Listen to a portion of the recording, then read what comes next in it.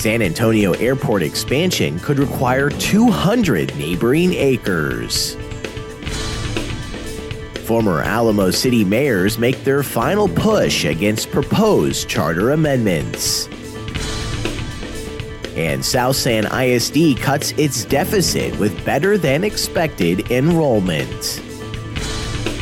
This is your Express Briefing podcast for Wednesday, October 31st. Subscribe to this and other free content at expressnews.com/podcasts. And get each day's top news and sports headlines delivered to your inbox at expressnews.com/newsletters. City aviation officials want to expand San Antonio International Airport rather than build a new airport elsewhere, a move that could mean acquiring hundreds of acres of nearby commercial and industrial properties.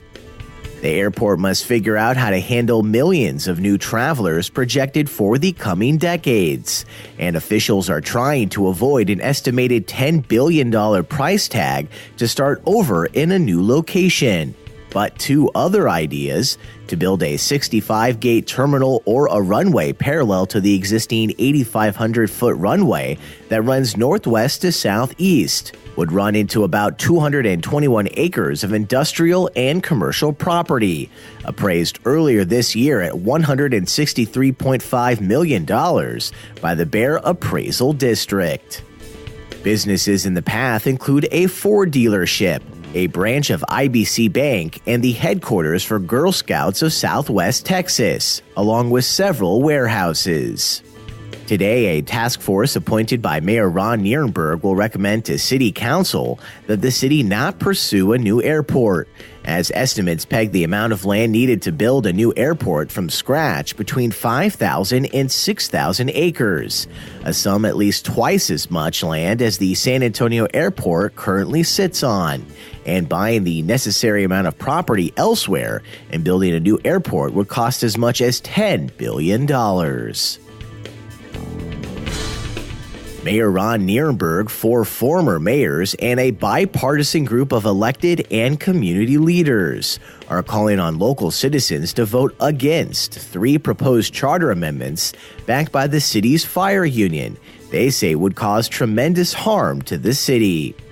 Monday, Nirenberg was joined by former mayors Julian Castro, Phil Hardberger, Ed Garza, and Henry Cisneros. The 5, along with former Mayor Lila Cockrell, are featured in a Go Vote No television ad that began airing this week. The amount of political support against the measures was on full display Monday during the event at the Go Vote No headquarters, with more than 24 community leaders, both Republicans and Democrats, standing behind the current and former mayors. The proposed amendments would make it easier to use referendums to challenge council decisions, including on tax and utility rates, cap the salary of future managers and impose a term limit, and give the firefighters union unilateral power to decide when contract negotiations would be taken into binding arbitration. And as a long-running decline in enrollment slowed this year, South San Antonio Independent School District has cut its projected deficit by about $1.8 million. The district has struggled with reduced per-pupil funding from the state because of shrinking numbers for the past 5 years, and in August adopted its latest budget with an estimated $2.7 million gap between expenses and revenue the board had planned to pay for with reserve funds.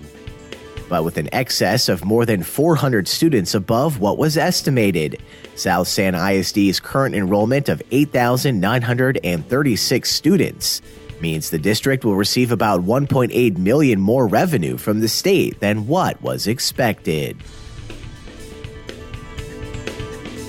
And that's your daily San Antonio Express News briefing for Wednesday, October 31st. Subscribe to this and other free content at expressnews.com/podcasts.